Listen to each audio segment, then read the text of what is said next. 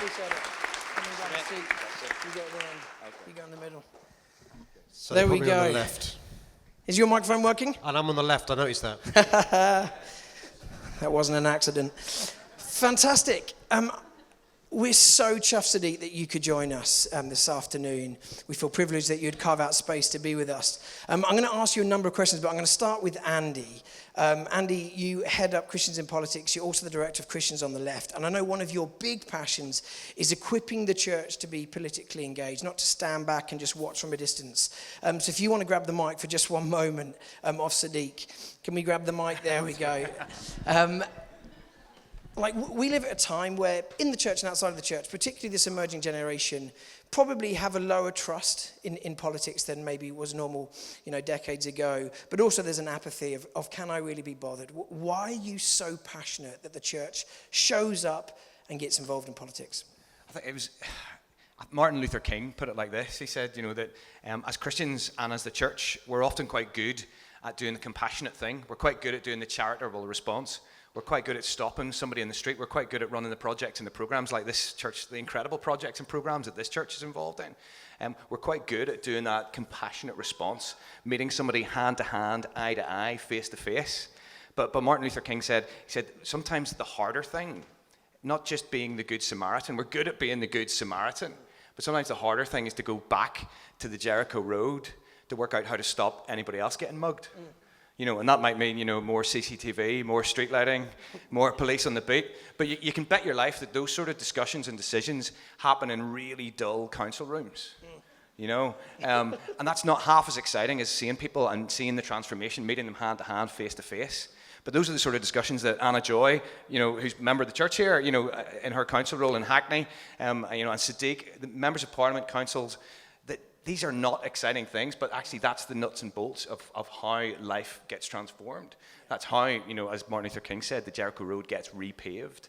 So I'm incredibly passionate about seeing believers and people of all faiths be involved in that process. Traditionally, we've sort of stayed outside that, left that separate, mistakenly thinking that when Jesus said, render unto Caesar what is Caesar's, and render unto God what is God's, that was like two separate things. Like render unto Caesar all the logistical, political stuff, and then render unto God what is God's. That's all the religious stuff that happens on a Sunday morning or a Friday. That they're two separate worlds. When what he meant was render unto Caesar what is Caesar's, and render unto God what is God's. That Caesar has this little bit of delegated authority underneath that ultimate authority, and that's why he has an opinion on taxation, and he has an opinion, and he cares about education, healthcare. It's all part of the big picture. And so, I love it when people break down that sacred secular barrier. And briefly then, what would be the next step for someone here who's just thinking, should I vote, or beyond that, how do I get engaged? Just give us a few really small practical steps. It's really, really simple to actually join a political party. It's very, very simple to go on a website to join, and straight away you get asked lots of questions. You get a lot of stuff in the mail, don't you? You get a lot of emails. You'll get loved. You're getting rung up by people local to your branch, and it's amazing when you turn up, and you turn up in a local political branch. You turn up, and if you turn up on time, if you do what you say you'll do before the next meeting, if you even bring biscuits, if you bring even a shred of creativity or optimism to that local political branch, you're straight away in the top 5% of local political operatives. You really are. You will, by 3 weeks' time, you will be the chairperson. You will be the treasurer. Honestly, I've seen this. I get emails from people saying, Andy, you said this, but it's actually true. What do I do now? And so the opportunity is there to serve, but there's just so many people would rather sit back with a remote control and let the world happen rather than actually do the hard yards. And that's why I'm, for one, standing up for people like Sadiq, who actually take the effort, who, he's not sitting at home this weekend, he's knocking doors, he's hearing people's stories, hearing their joys and their struggles, and that is hard work. And I think if a few more of us took that attitude, it would be a good thing. Amazing. So over to you, Sadiq. We've just been singing this song, coming from the best known prayers from the New Testament, banned in cinemas, but being said across every nation in local churches, that your kingdom would come, your will be done on earth as it is in heaven. And for us here based in King's Cross in London, we're asking, in London as it is in heaven, and heaven not being some sort of disembodied bliss up there with the angels, but somewhere here where God's will is done, where humanity can flourish in relationship with him, where there's no injustice, no poverty, no grief, no crying, no pain, which is a phenomenal vision. Now you have a privileged position in terms of you're a born and bred Londoner, grew up in South London, so you know this city inside out. But also your role in politics gives you a fascinating perspective on this. What would you describe as the key drivers of poverty that rob people of fullness of life? So what are the key drivers? And secondly, what's in your heart in terms of some of the remedies for breaking these cycles of poverty so that everyone in London can flourish? Well, Pete, firstly, can I thank you for having me here? When Anna Joy said to come to her church, I had no idea it'd be so full.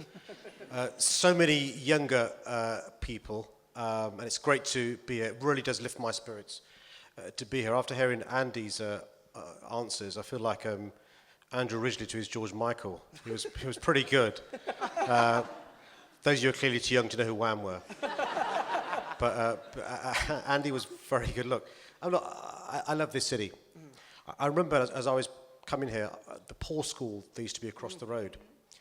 And I used to be, for many years, in my spare time, after doing a hard day's work as a lawyer, being a husband, being a dad, being a volunteer at the Legal Action Group, who would provide advice and assistance to vulnerable Londoners who needed advice and assistance, welfare benefits, housing advice, debt advice, advice around immigration.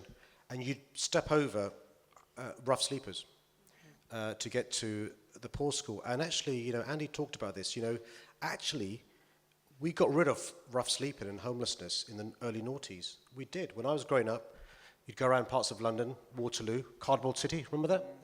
And by the intervention of politics, policies and politicians, for a few years, rough sleeping was no more in London, but it's come back. And it doesn't just break my heart, it's a badge of shame.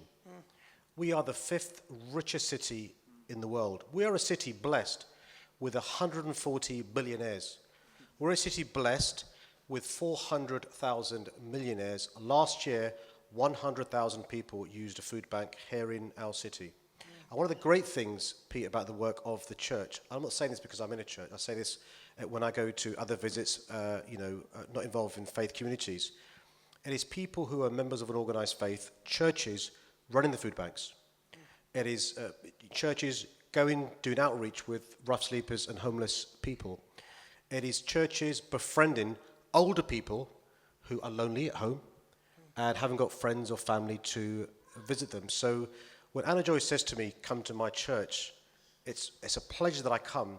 But if I want to be the mayor for all Londoners, I've got to understand the DNA of those who are trying to provide these solutions to the problems that we talked about. And just to end on this question by saying Andy said it, and I didn't realize that George Michael was going to say that the Martin Luther King saying, but Martin Luther King also said,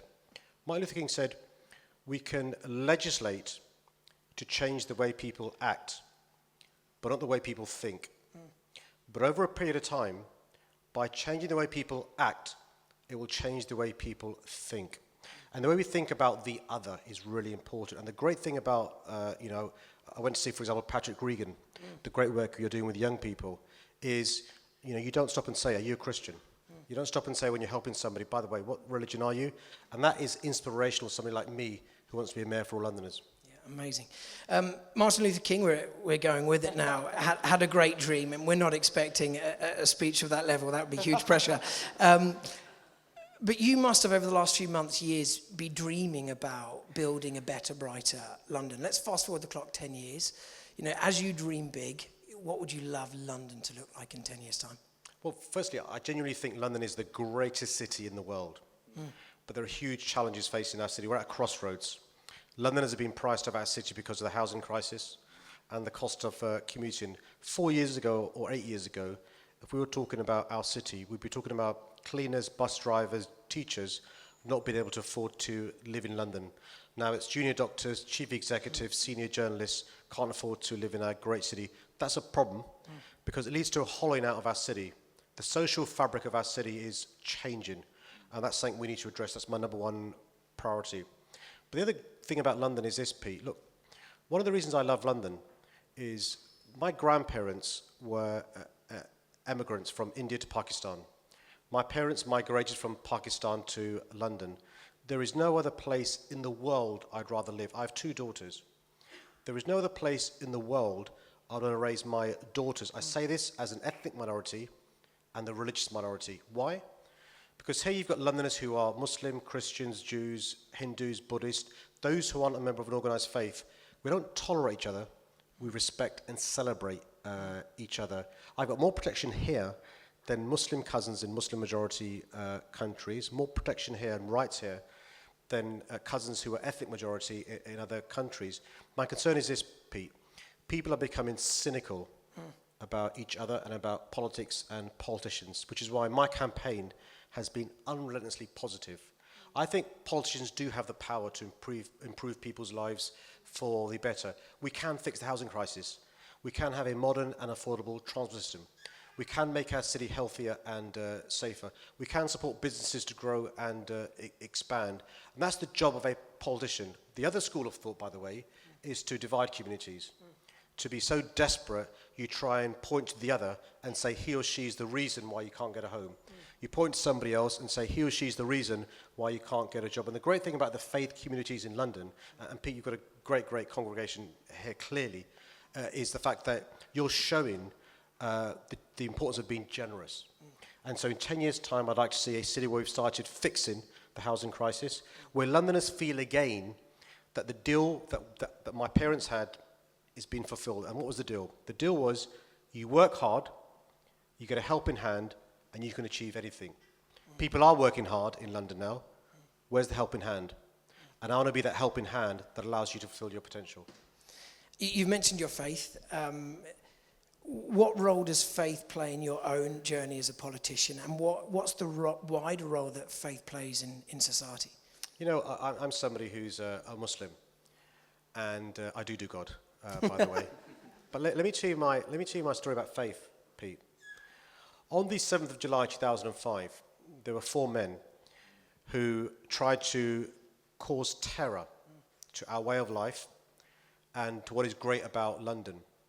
And the next day, the 8 separate church leaders organized an event where they came together. They invited me to the home of one of the preachers and said, Sadiq, how can we show that we stand shoulder to shoulder with Londoners of Islamic faith? How do we show that we recognized that the Islam that we know doesn't talk about or advocate the sort of violence committed yesterday? We set up in Tooting something called the Balham and Tooting Community Association. These were church leaders putting out the hand of friendship at a time we were vulnerable. Every year now we have a street closed off where we have a street party where the local church opens up its grounds to the local Muslim community and celebrates what we have in common.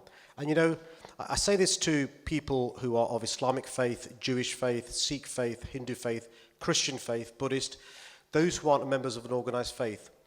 Where else in the world would you get somebody breaking their fast in the month of Ramadan in a synagogue, in a church, in a gurdwara, or in a temple like I was invited to do last summer? Where else in the world would you get the generosity that Pete, you and your congregation have shown me already, that Andy knows about, we see it all the time when we go to churches, to somebody who's an ethnic minority and a religious minority than here in London? Where else in the world could you have somebody who's, you know, at a time when people talk about Islamophobia, at a time when people talk about the rise of hate crime, a campaign, our campaign has got Muslims, Jews, Christians, Hindus, Sikhs, Buddhists, old, young, rich, poor. We even have people from Yorkshire involved in my campaign. There's place for everyone. And the point is this, it's showing the power of generosity and the power of politics to do good. Look, I'm not perfect. My party isn't perfect. We've all got foibles. But, you know, I say this with so much passion and commitment. I love this city. This city gave my family and me the chance to fulfill our potential. And I want to make sure that other Londoners have the chances that this city gave to me and my family. So there's, I don't know, guessing maybe 300 people in the room. We're recording this so the second service can watch it too. So maybe like over 500 people watching this all have a heart to be engaged. You know, we pray, your kingdom come, will be done on earth as it is in heaven. And we want to at least in part be the answers to those prayers. So what would you say to like 500 Christians wanting to see London become a city where everyone flourishes? Like what would you say to us as to the difference like we as individuals can make? Well, first I want to say thank you and bless you for your prayers and for your hard work. I mean, you practice what you preach, and I say that in a non-patronizing way, I hope. You are social action, a demonstration of social action which is fantastic. You know, We all get motivated to get involved in our communities for different reasons. The word values is overused, but we get our values from the religion we belong to, from our parents, and from other reasons as well. My simple ask for you would be this: please carry on doing what you're doing. It's really important to recognize, although many of us are blessed to be able to go to congregational prayers, to be able to have friends and family, to be able to fulfill our potential, there are too many Londoners missing out on this great city. There are too many Londoners sleeping rough. Homelessness has doubled in the last 8 years. It went up by 37% rough sleeping over the last year. The numbers of people using food banks, Andy and I see it all the time, has increased astronomically. The numbers of children who can't live near the school they go to because of the housing crisis, they get further and further away. So the fact that you're involved in your community says a lot. I mean, there's a saying people have, which is prayer by itself is not enough. Now, it's not pejorative against prayer. The point that I think that the saying is trying to make is get involved as well. Running the food bank, mentoring young people, befriending an older person, asking your neighbour how they're doing, seeing if you can help somebody. And you know what? Just think about the message we send as a city by doing that, by showing the generosity of spirit, by showing actually that we practice what we preach. And can I just say this? There are 25 days to go until the mayoral election. It breaks my heart when I meet people who aren't even on the electoral register. People who could benefit most from good politicians not on the electoral register. So if you've got friends or family or neighbours or children, your nephews and nieces, ask them, are you on the register? You've got until the 18th of April to get on the register. That's the first step. Just get on the register. The second step is who to vote for. That's the second issue. Get on the register. Make sure you vote. The third issue is who to vote for, and hopefully that'll be me. But the first two steps are important as well. I say, look, be an active citizen. We aren't consumers. We aren't people who go to a supermarket and choose what detergent to buy. We're citizens. Be an active citizen. Get involved in your community. And thank you, Pete, for all that you do. I know that King's Cross Church does a huge amount of good. Anna Joy keeps boasting about it in a humble way with huge humility. For a small fee. I mean, it's been very lucrative for us. It's inspirational. If you're somebody of faith like you and I are, it inspires me to see a packed church on a Sunday evening. I say this with the greatest respect to, temples, gurdwaras, mosques, churches I visit, and so many younger people as well. It's great. Amazing. We want to close by praying for you if you're happy for that. So if everyone's willing, why don't we stand together?